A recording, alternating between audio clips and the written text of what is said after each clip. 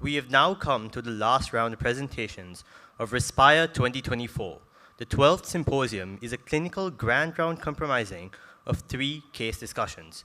Let me cordially invite consultant respiratory physician Dr. Riaz Maujood to moderate the session.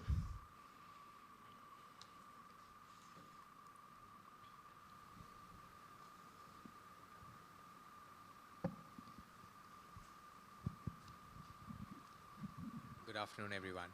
It's nice to see a fair amount of you all still left for the last symposium. I'm sure everyone is tired after 2 exciting days of very informative sessions that we have had. This is similar to the ERS lungs on lungs on fire sessions, which we had interesting cases of 3 interesting cases with regarding to the respiratory system. I'd like to first invite Dr. Upul Patirana, consultant respiratory physician, Base Hospital Puttalam, to give the first case.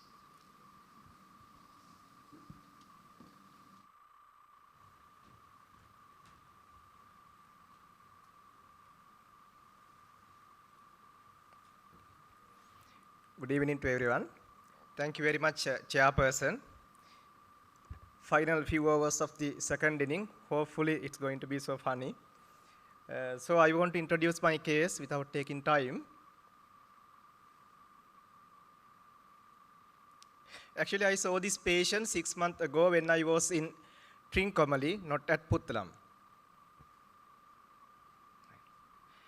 This patient, a 67-year-old man, presented to the medical casualty with 4 days of fever, dry cough, and right side pleuritic chest pain. Patient reported generalized malaise, myalgia, arthralgia, and increasing breathlessness over the past 24 hours. And he had no unwell contact recently, and there was no pets at home. In his past history, he had diffuse large B-cell testicular lymphoma. He underwent orchidectomy January 2023. Smoking 10-pack years and ex-smoker for last 1 year. He was on active chemotherapy. The regime was R-CHOP, as for diffuse B-cell lymphoma. On admission, the patient looks unwell and has increased respiratory effort. The temperature was 102.2 Fahrenheit, heart rate 108, blood pressure 118/70. The oxygen saturation was 89% on room air. Respiratory rate 36 breaths per minute. He is urgently commenced on oxygen before the rest of the examination. Cardiovascular system examination was normal. Respiratory system examination, there were fine crepitations bilaterally in lower zones. The abdomen was normal. This is the arterial blood gas. So this shows type 1 respiratory failure with respiratory alkalosis. This is the chest X-ray taken on admission. I don't know whether it is very clear. But what you see is there is hyperdense right descending pulmonary artery with abrupt cutoff. And there is opacity in the right lower zone adjacent to pulmonary artery, possibly Hampton's hump. And there is a linear area of collapse. This is the linear area of collapse. And the right hemidiaphragm is elevated. So these are the findings, you know, the suspicious diagnosis when we describe a chest X-ray like this. So when we think about pulmonary embolism, the chest X-ray, there is no role for chest X-ray to give a definitive diagnosis of pulmonary embolism. Usually to diagnose pulmonary embolism, we had a lecture as well few hours ago, the clinical risk stratification followed by the definitive investigations, all the gold standard investigations. However, chest X-ray is useful in excluding other diagnoses like pneumonia or pneumothorax mimicking pulmonary embolism.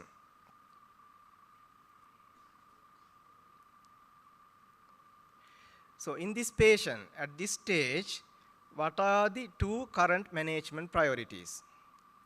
Anticoagulation, bronchoalveolar lavage, critical care referral, CTPA, or transthoracic echocardiogram.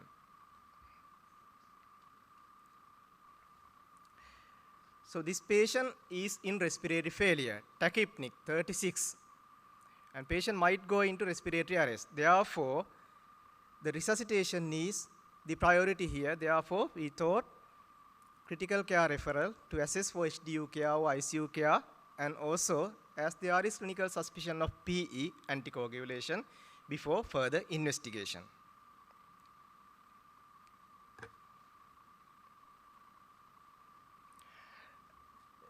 So we sent this patient to ICU. Respiratory support was started with a high flow nasal oxygen therapy because he was not comfortable while on normal oxygen therapy.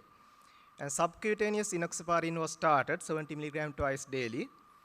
Antibiotics and oseltamivir for possible influenza pneumonia was commenced. These are the initial blood investigations. Even though patient is on chemotherapy, there is no neutropenia here. The CRP level is elevated, 176. Otherwise, normal investigations. This is the ECG. This shows only sinus tachycardia. Echocardiogram is indicated in this patient because patient is on anthracycline for lymphoma.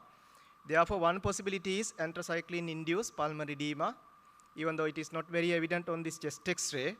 So we did, and it was normal, and there is no evidence of right ventricular strain to suggest PE. Here we have to remember the transthoracic echocardiogram in suspected PE might be normal, but it is mainly abnormal in patients with massive embolism and hemodynamically unstable patients. Normal echo does not exclude PE. So what is the next investigation? BAL, CTPA, D-dimer, HRCT, or ultrasound chest.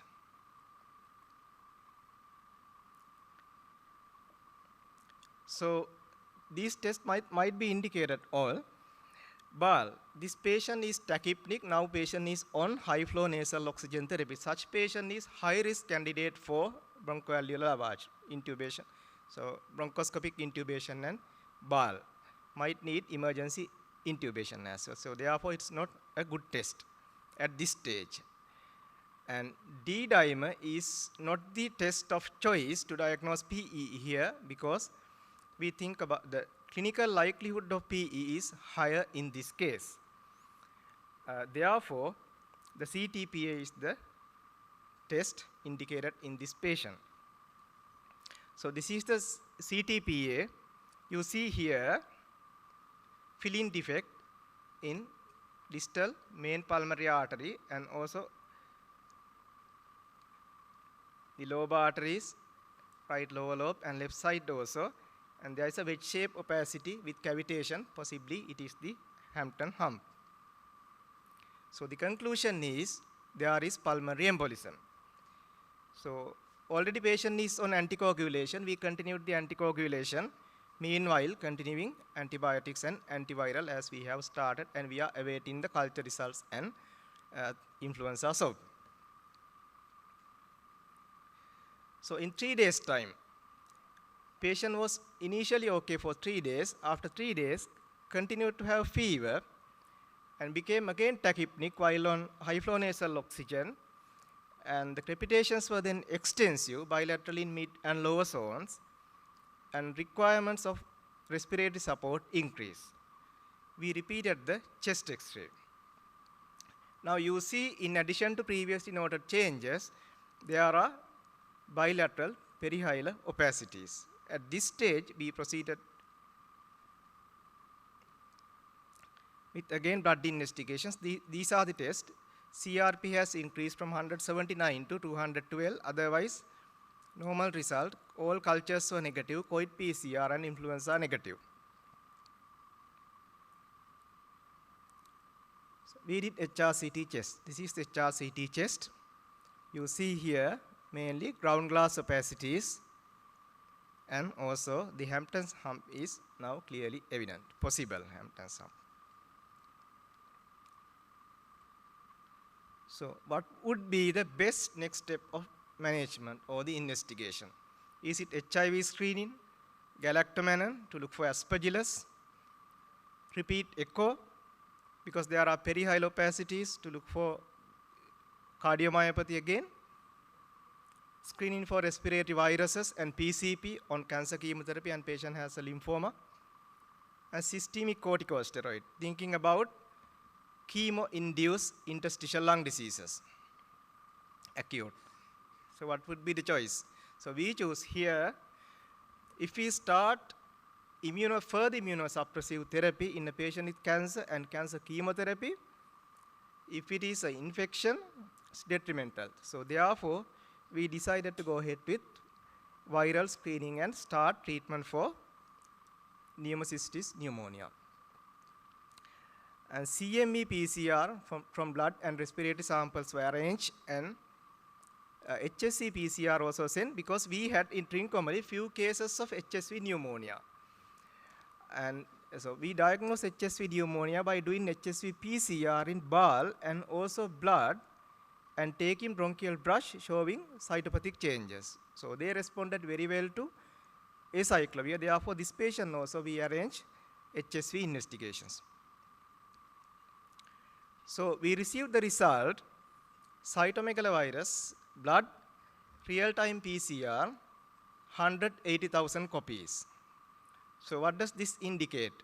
So having CMV PCR positivity in blood, does it indicate CMV disease, or is it just merely infection? So usually, when the viral copy is between 2,000 to 5,000, disease is likely. But if it is more than 20,000, invariably it is disease. So for definitive diagnosis, we should be able to demonstrate the cytopathic changes, that is tissue invasion in case of CMV pneumonitis.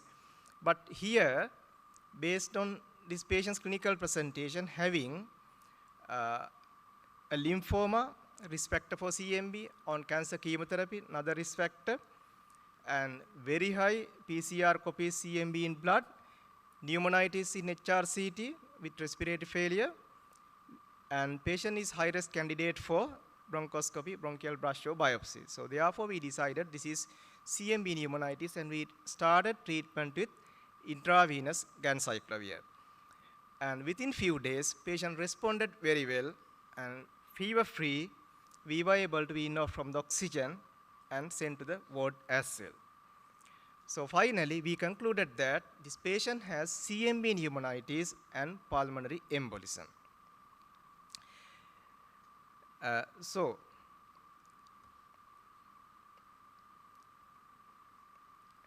why this patient developed pulmonary embolism? Lymphoma is one of the neoplasia among high risk for venous thromboembolism. And aggressive lymphomas have about 10 to 15% of incidence of venous thromboembolism in the first year. And the risk is the highest upfront from diagnosis to the first cycle of antineoplastic treatment. And CMV itself is a risk factor for venous thromboembolism. So there are many reasons why this patient developed pulmonary embolism. And at the same time, the lymphoma patients, when they are on cancer chemotherapy, they can catch CMV infection. So this man developed CMV infection as well. So with early suspicion of disease, on admission, pulmonary embolism, started the treatment, preventing further progression of the disease. And pneumonitis associated with CMV also diagnosed very early, offered the treatment, and he recovered completely, and thereafter handed over to the oncologist again for continuation of chemotherapy. Thank you very much. Thank you very much, Upul, for that very interesting case. The floor is now open for any questions.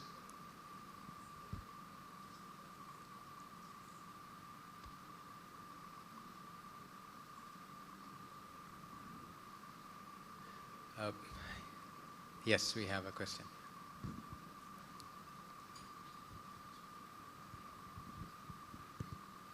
Thank you, Paul, for that case. I recently managed a patient with CME pneumonia, and unfortunately, the patient succumbed to the disease. It was a late referral. There were lots of problems. But when it comes to diagnosing, in my patient, we were able to demonstrate in the bronchial washings itself. So is that mandatory, or is blood PCR enough, considering the clinical context? Yes, it is not mandatory. So we can do few things in bronchial sampling. We can do bronchoalveolar lavage, and bronchoalveolar lavage itself can send for PCR testing. But again, positivity of PCR in bronchoalveolar lavage, we don't know whether it is clearly indicate tissue invasion or not, just viral shedding or tissue invasion. Therefore, taking samples from bronchial tree or lungs, and if we can demonstrate cytopathic changes, then the level of confidence is high. Or else we can do in tissue samples staining to demonstrate CMV. It would be the gold standard, but it is not possible in all cases in clinical practice. Therefore, high viral load in blood. So invariably more than 20,000 copies indicate disease, not just CMV infection. So having such high viral load in a patient with pneumonitis, we can give the provisional diagnosis of CMV pneumonitis and we can start the treatment. And retrospectively also, we can confirm the diagnosis when they respond to ganciclovir or valganciclovir treatment. Usually, these patients with pneumonitis indicate severe infection, therefore they need intravenous ganciclovir followed by oral ganciclovir. Did you also do the IgM, IgG levels, IgM? Yes, serology in the diagnosis of CMV infection. So normally serology we can do in pre-transplant patient to know the serological status of CMV, but to diagnose the active infection, you need demonstration of either antigen or by doing detecting the viral copies by doing PCR along with tissue sampling to demonstrate tissue invasion, not just the antibody to diagnose the disease. I have two questions. One is there a place for nebulized or inhaled antivirals? Second one, in the context of immunosuppression and ongoing lymphoma treatment, is there evidence for place for ongoing prophylaxis for ganciclovir? Yes. So the first question, nebulized antiviral agent for CMV disease. For CMV disease, the first line treatment is ganciclovir and intravenous ganciclovir, followed by when we change to oral valganciclovir. And resistant cases, there are other options, antiviral agents. Nebulized antiviral agents, honestly, I don't know. For second question, these patients on cancer chemotherapy, so this is a case of diffuse B-cell lymphoma. They are high risk of disseminated disease as well. Usually they are on R-CHOP. And they need chemotherapy as well. So I discussed this matter with our oncologist. And what they say is, first we treat the disease, and we repeat viral blood PCR weekly. Until it is undetectable, we treat with antiviral agent. And thereafter, again, we start chemotherapy. And prophylaxis, the problem is the high cost. The cost is a matter to start prophylaxis. So therefore, they usually, what they usually do is, once the disease is in remission, they start chemotherapy. When the blood counts are dropping, they prescribe GM-CSF to keep the blood cell normal, rather than going for prophylaxis. Case by case, may decide to go for prophylaxis, not like in the transplant patient.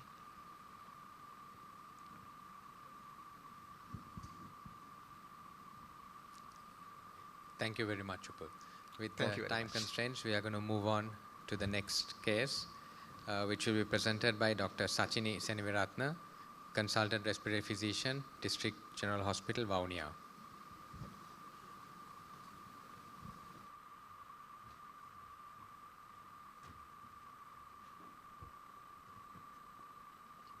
Thank you, Riaz, for introduction.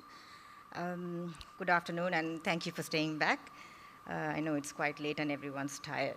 So this patient I encountered quite recently. I was recently appointed to Vavuniya about 3 months back, and it makes it so rewarding to work in the periphery when you come across patients like this and you can make a difference. So this patient was a 38-year-old male who presented to the emergency treatment unit at Vavuniya with a sudden deterioration in the level of consciousness. So he had been quite healthy till a few months back, and 1 month prior to this presentation with reduced level of consciousness, he had presented to the surgical unit with a swelling in his buttock, with loss of weight and loss of appetite. And at that time, he was found to have a very large abscess in the buttock, and 500 milliliters of pus was drained, and he was discharged from hospital with oral antibiotics. And despite the swelling settling, the appetite did not improve, and he continued to lose weight. And then he presented to us with sudden loss of consciousness.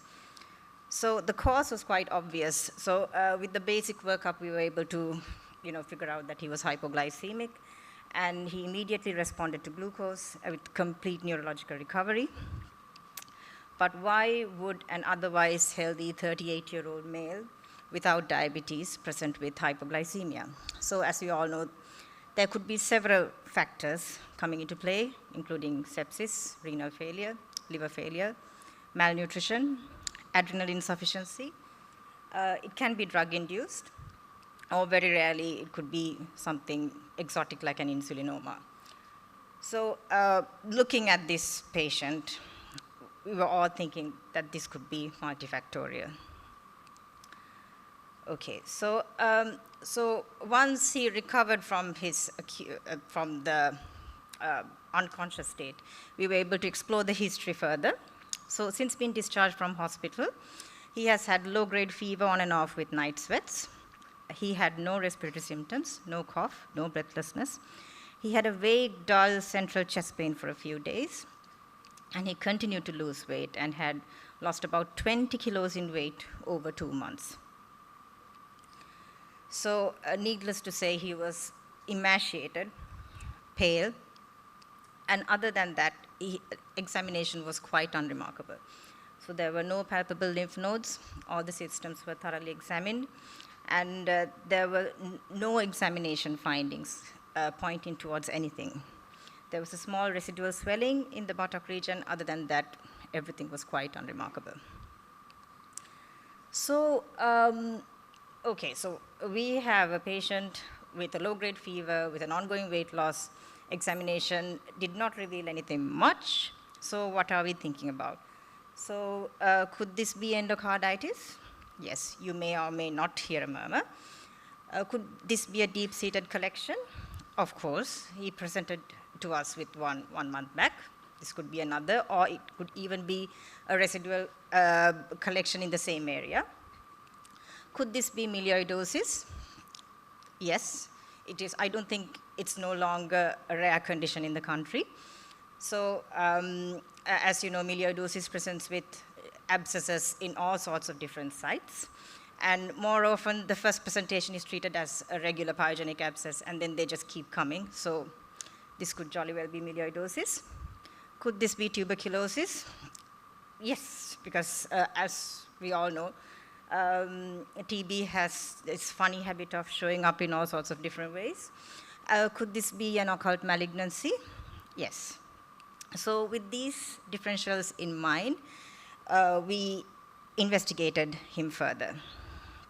So blood investigations revealed a very high ESR, a CRP which was not so high, slightly elevated white cell count, a low hemoglobin, and the cultures were negative, and the serum creatinine was slightly elevated 3.4. He was not known to be previously having any kind of renal impairment. Right, so coming to his chest X-ray. So as you can see, this is an abnormal chest X-ray. There are quite a few abnormalities here. Right, so can you see my, is there a pointer?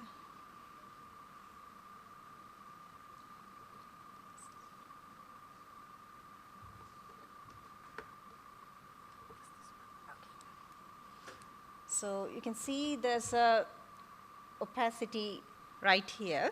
You can still see the heart border, right? So this is not something related to the middle lobe. So it's either posterior, likely because we can still see the lung markings and the vascular markings over that opacity.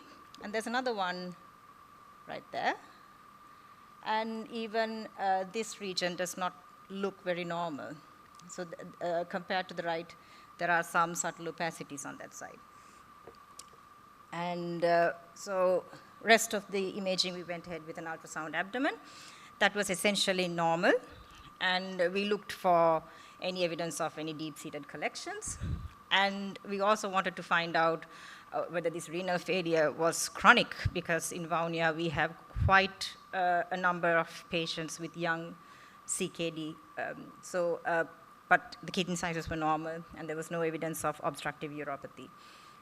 The buttock was also scanned. There was small residual abscess. And none of us felt that that could explain everything that was going on. And clearly the chest X-ray was also abnormal. Right. And we went ahead with an echo. So he was a very poor echo subject, and it was difficult for our cardiologist to proceed with a full echocardiogram. But there was a clear suspicion of a mass attached to the tricuspid valve. So we have an abnormal chest X-ray, and now an abnormal echocardiogram as well. Right. So he underwent CT chest, abdomen, and pelvis, which revealed a wealth of information. So as you can see, there's evidence of a pneumomediastinum, and there are cavitatory lesions in the left upper zone. And there was a pleural-based collection, and the previously seen cavities, and the pneumomediastinum. So that's the same collection and the pneumomediastinum. And there was a fairly large collection on the opposite side, which is probably what we saw on the right side on the chest X-ray. And as you can see, the underlying bone is also eroded, indicating a degree of chronicity. And this is the buttock abscess. Again, you can see there's a residual collection and a residual subcutaneous emphysema. And I haven't included that image in this presentation, but there was evidence of bone erosions as well. And another image that I couldn't get down is that he also had evidence of unilateral renal vein thrombosis on the CT. Okay, so in summary, now we're looking at a young male with a recent history of a buttock abscess, presenting with low-grade fever, loss of appetite, and loss of weight. He was hypoglycemic on admission. He was pale and emaciated. And investigations revealed evidence of acute kidney injury, multiple deep-seated abscesses with bone erosions, renal vein thrombosis, pneumomediastinum, left upper lobe cavitatory lesions, and endocarditis. So where are we now? So we've narrowed down somewhat. So still there's evidence of endocarditis. So could this be endocarditis with multiple septic emboli? Yes. The only issue is if it is to be explained with endocarditis, there's evidence of septic foci from the pulmonary circulation and also the systemic circulation. So if this was a tricuspid valve endocarditis, we should see the septic emboli in the lungs and not in sites supplied by the systemic circulation, such as the buttock abscess and the paraspinal abscesses. So it was a bit unlikely. And then melioidosis, is it still possible? Yes. And good old TB, absolutely. So We were trying to get him to cough up some sputum. Didn't work, and we needed a diagnosis fairly quickly. So we went ahead with a bronchoscopy and did some washings, and we were able to get the results within hours, and gene expert was positive, and luckily rifampicin resistance was not detected. So, okay, so now we have a microbiological diagnosis. So does it answer all our questions? No, we were very happy to get a microbiological diagnosis, but then coming back to his initial presentation, he was hypoglycemic. And we felt that we need to answer to that as well in a more comprehensive manner, knowing that this patient is now having disseminated tuberculosis, whether there could be an element of adrenal insufficiency. So we did a 9 AM cortisol level, which was within the normal range. And that, for this patient, is abnormal, because he was in an acutely stressful condition, and we would expect him to have a cortisol response to that. So this normal level of cortisol in an acute stress situation indicated to us that there is underlying adrenal insufficiency. So our final diagnosis in him was disseminated tuberculosis with pulmonary involvement complicated with pneumomediastinum, multiple deep-seated abscesses, endocarditis, renal vein thrombosis, and adrenal insufficiency. So taking these components one by one, so pneumomediastinum. So pneumomediastinum can occur due to esophageal perforations, or it could occur due to barotrauma or any cavitatory lung disease. So when the origin of the collected air is from the lungs, what happens is the air tracks along the bronchovascular sheaths towards mediastinum, and when the pressure exceeds a certain threshold, it can also come up as subcutaneous emphysema. And a lot of the time, patients also have a pneumothorax. But this patient had none of these features. So other than it being accidentally detected on radiology, we would never have suspected that this patient had that. So commonly reported symptoms are chest pain, dyspnea, and neck pain. Our patient did have a vague chest pain. Signs are subcutaneous emphysema, Hammond's sign, which is an auscultatory sign that you can get with pneumomediastinum, and pneumothorax. And when you consider pneumomediastinum, generally in itself, it doesn't cause much of a problem. What you have to address is the underlying issue that led to the pneumomediastinum.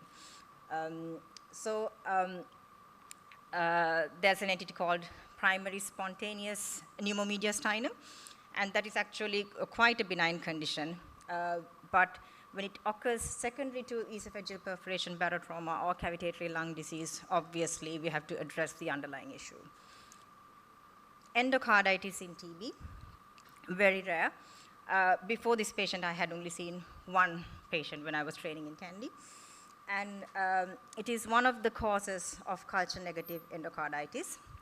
And when endocarditis is caused by mycobacteria, it's usually due to rapidly dividing non-tuberculous mycobacteria rather than MTB. So it is a very rare manifestation of tuberculosis. So cardiac involvement is not that rare, but what we see is usually pericarditis and pericardial effusions. You can also get myocarditis and aortitis, and endocarditis is very rare. Having said that, there were several case reports, also one by us when we were senior registrars in Kandy. We reported one case of TB endocarditis. And abscesses in TB. So again, so classically, we see brain abscesses, psoas abscesses with tuberculosis, but they can occur at any site. So this patient had a buttock abscess, and even the abscesses that I showed you, the pleural collections, which were actually extending to the paraspinal recesses, none of it had evidence of regional descitis. So the bones were just eroded. So it was not originating from a focus of bone TB, which is what we usually see. So when you go through the literature, there are many, many reported cases of abscesses caused by TB. And adrenal involvement in TB. So TB can present with a life-threatening adrenal crisis. And adrenal involvement in TB is commonly bilateral. And they may or may not have radiological evidence.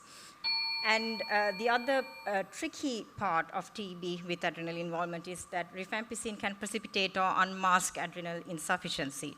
So it can be very tricky to treat.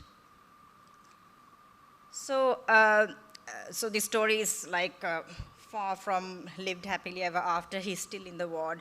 He's on a long road to recovery. So he needed nutritional support.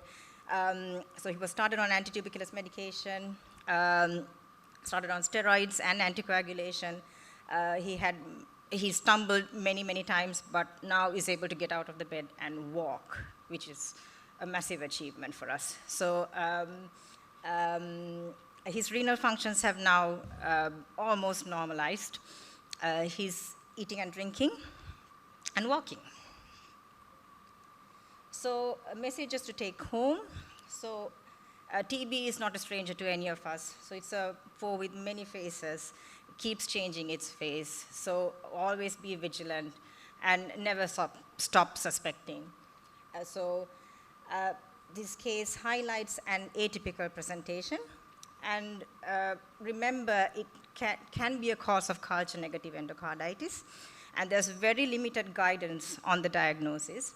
And with these atypical presentations in general, there's very limited information in the literature to guide us to treatment. And all of us are actually learning every day.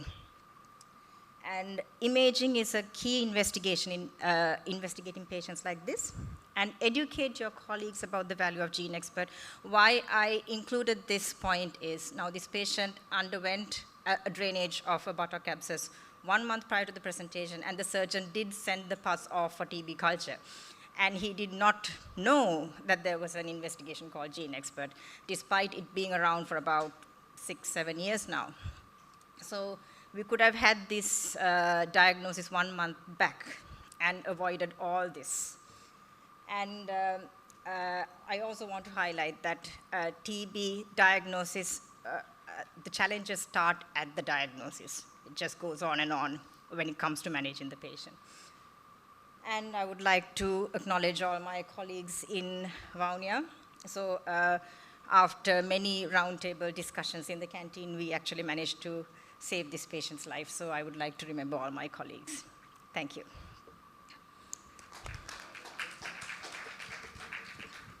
Thank you, Sachini, for that.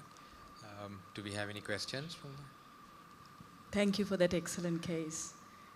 I want to find out what dose of prednisolone did you start the patient on, and how did you decide when to shift from prednisolone to hydrocortisone, or have you continued on prednisolone?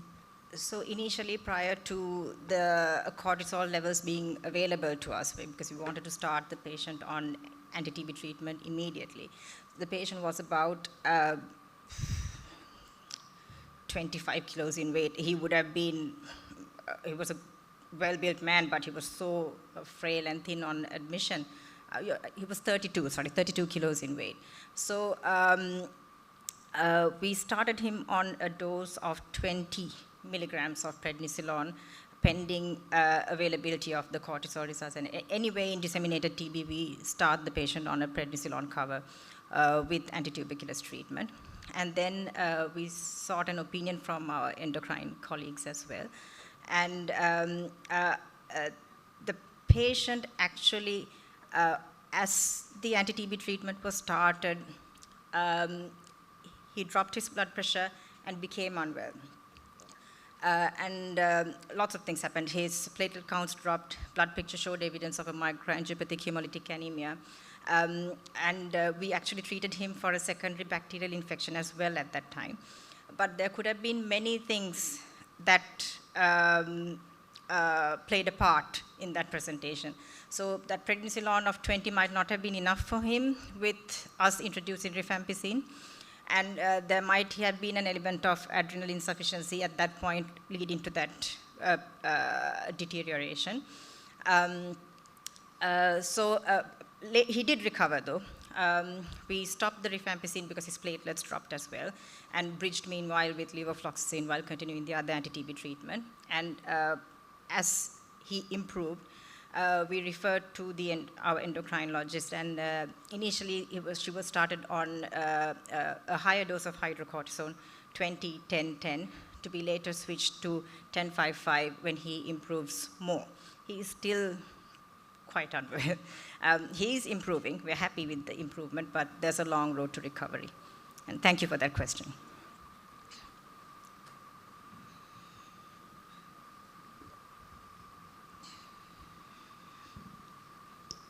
Thank you, Sajini, for a wonderful presentation and very good case. Sajini, did you do blood cultures? How many blood cultures? Several were done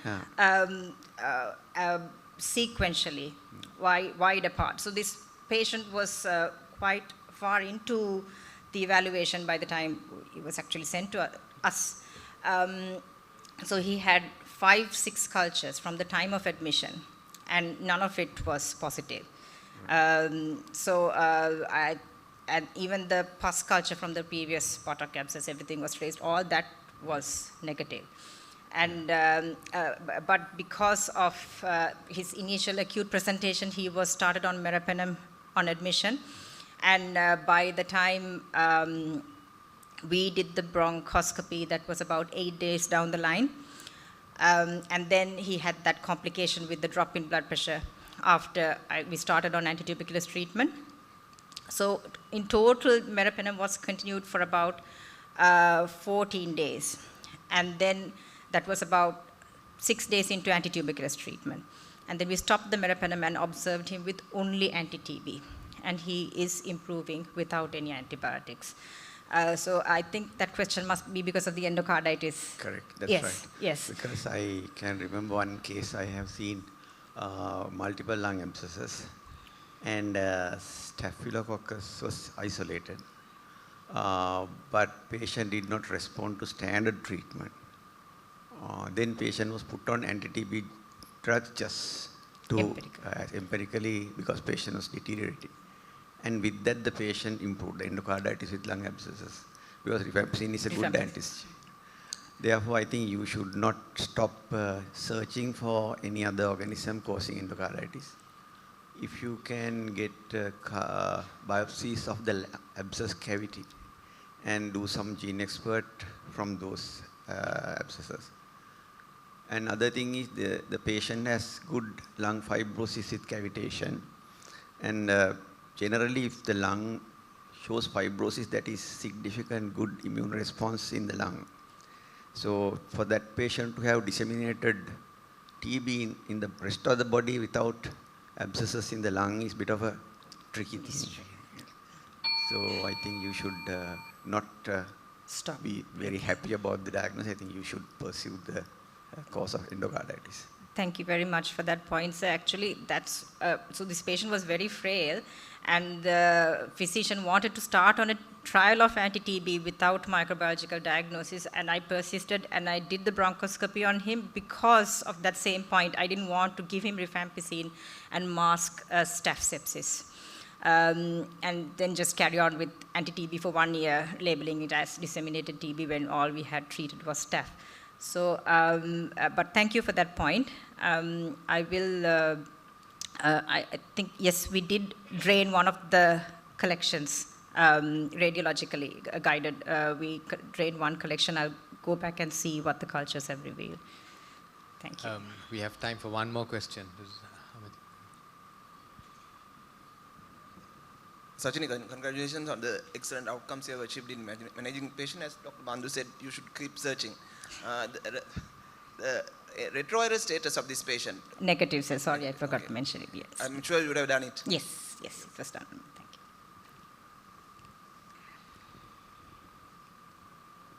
Thank you very much, Ashini, for that excellent presentation. Next case will be presented by Dr. Samanmali Dalpadadu, Consultant Respiratory Physician, Teaching Hospital, Karapitiya.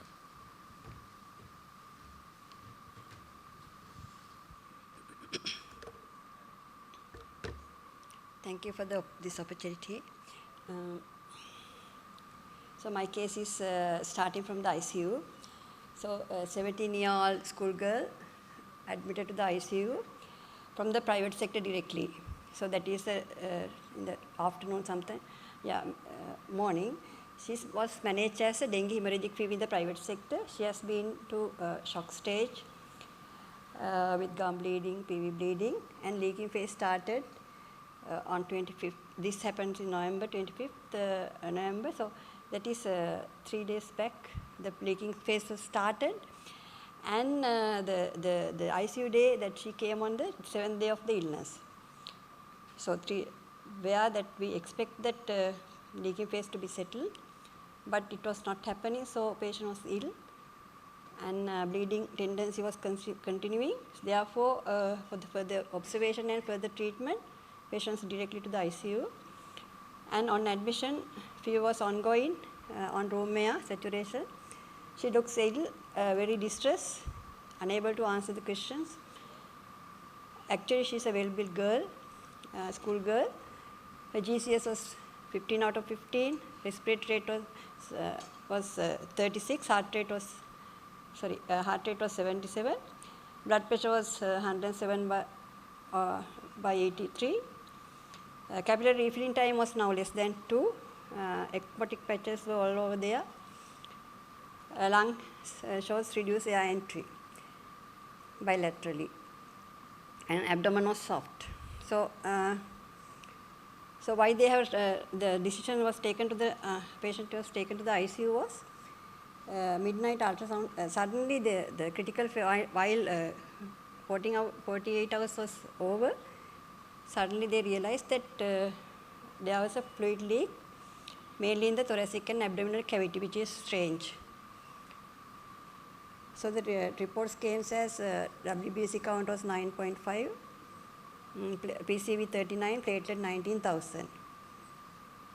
So according to the dengue guideline, the blood transfusion, dextran was given, and blood gases. There was a significant the bicarbonate was 19.8 at lactate 2.5 with a maintaining pH. So the day that patient was admitted to ICU, it was found to have very high AST-ALT levels with deranged PTINR, APTT with low albumin. So NAC was started. Throughout the day, that without any iron drops, blood pressure was maintaining. Urine output was around 50. Input output, it was negative balance was maintained.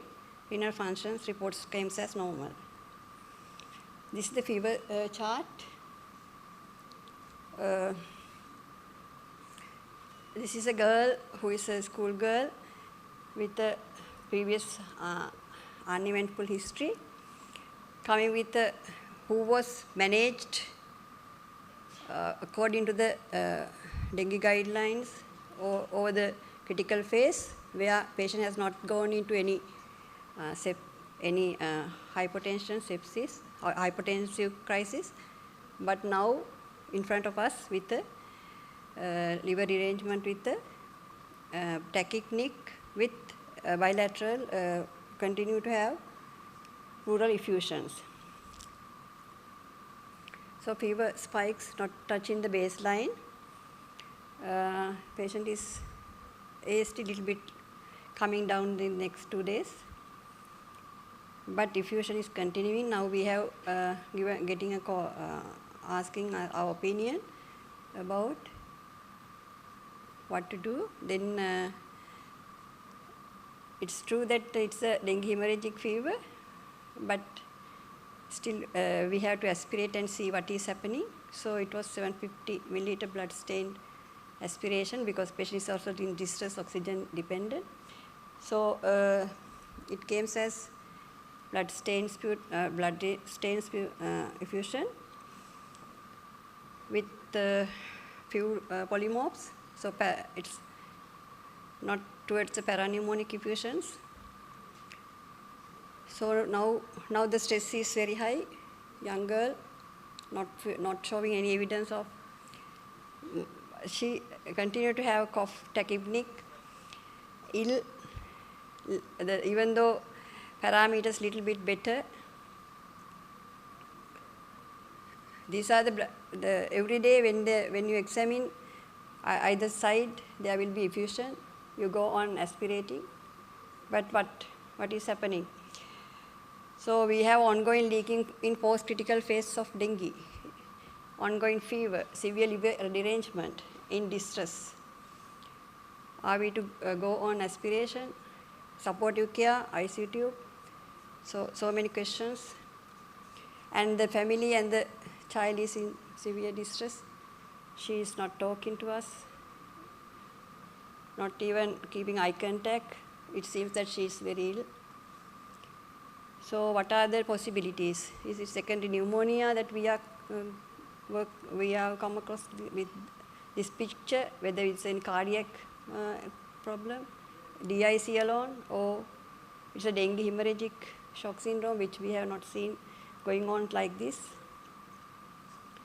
Now it's for illness day 12, ICU day 5. Yeah, it's good, but static picture now, whatever we give as an input is excreted in the urine, but nothing much in the abdomen and the lungs. The effusion continuing, fever continuing.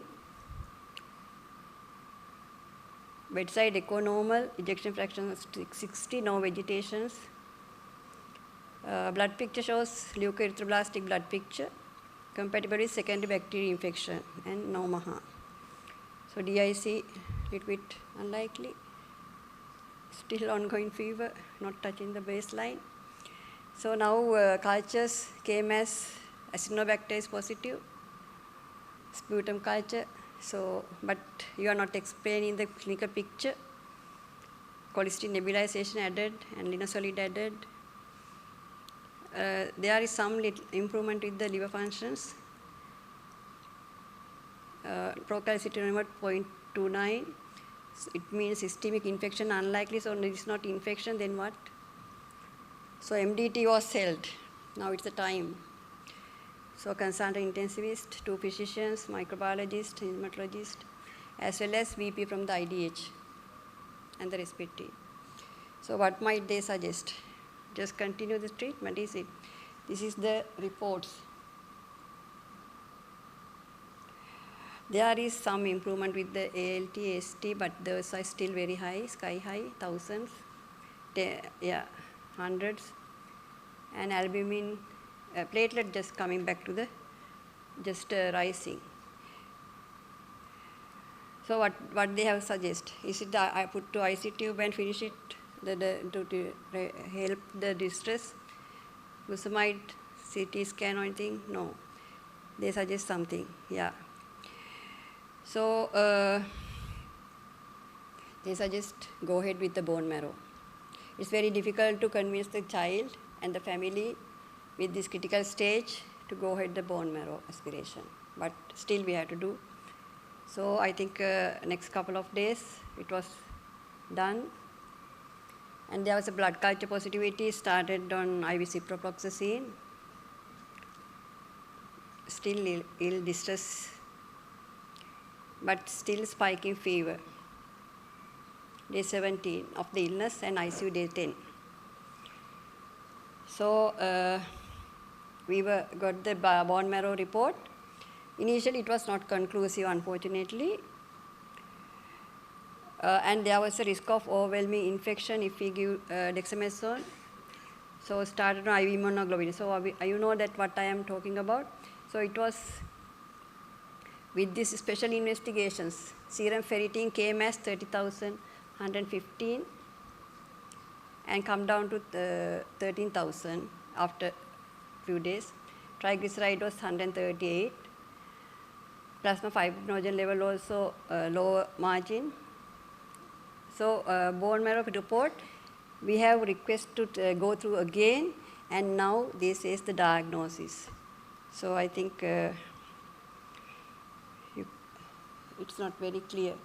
It's a hemophagocytic lymphohistiocytosis, HLH diagnosis was made with all the criteria were met, and now it's the time to start on dexamethasone. With the dexamethasone, patient started diuresis. Now effusion were responding and ascites was responding within next 24 hours. Drastical improvement was made with the dexamethasone. So final diagnosis made as a dengue-induced hemophagocytic lymphohistiocytosis. So the fever is flat, and X-ray, this is just after the dexamethasone, and the next day, next 48 hours, patient was discharged. So there was a lot of things to learn from this case. That's what I thought of presenting this case, because it's a very critical phase. There is very limited time to do the diagnosis and treat, because it's a very it's a mimicker of dengue hemorrhagic fever, again sepsis and HLH, but totally different treatment modalities. And if we are missing, it's a very fatal disease. So ferritin level is very sensitive test in this setting, and it will guide you for the next level of investigations. So there are criteria for the HLH. It's an aggressive and rare disease. The most affected population infants from birth, and that's the most common group of patients who get this HLH. However, children and adults can be affected as well. The presentation of HLH initially can resemble any other common infections. So there were interesting association in this girl. The ANA came as positive, maybe because of the viral infection. We are repeating the investigation. And she had a previous history of dengue as well in the past. So at that time also she had a hospitalization for 5 days. So it may be some sort of a immune reaction that she is carrying. So when you go to the guideline on dengue, they suggest there is no evidence to support the use of intravenous immunoglobulin or steroids in the management of dengue patients. So therefore, we have to very, very, very cautious and come to the diagnosis on time to give the alternative treatment which is not suggested in guidelines. Yeah, I have to especially acknowledge the Professor Niroshan Dahanayaka, who is the consultant in the one of the professors in our teaching hospital Karapetiya, and his team, our doctors, Dr. Dilini, Dr. Sharika, and our DTC trainees in our unit. So she lives happily ever after, but I don't know after next time when she meet the dengue mosquito, she has to be careful. Thank you very much. Thank you very much, Dr. Saman Mili, for that interesting case. Do we have any questions?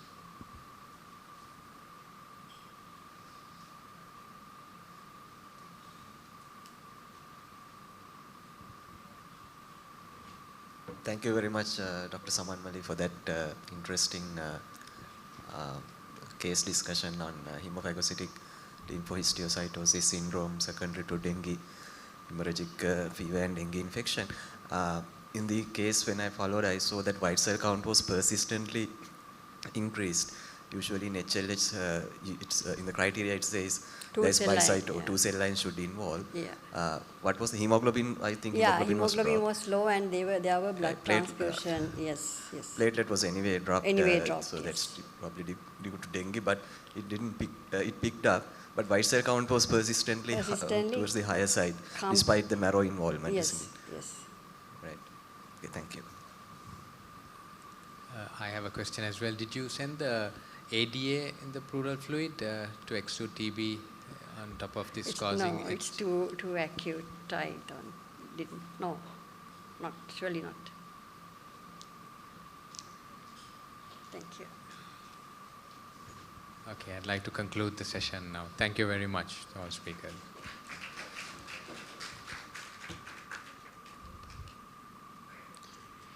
Thank you, speakers. Now, I cordially invite the chairperson of this session, Dr. Riaz Mawjood, to present the tokens of appreciation to the speakers. I would like to invite the speakers back on stage. Dr. Upul Patirana.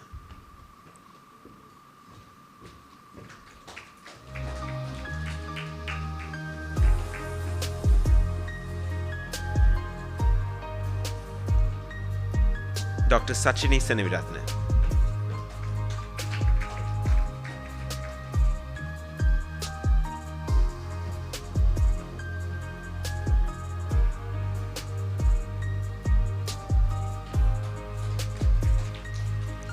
Dr. Samanmali Dalpadaru.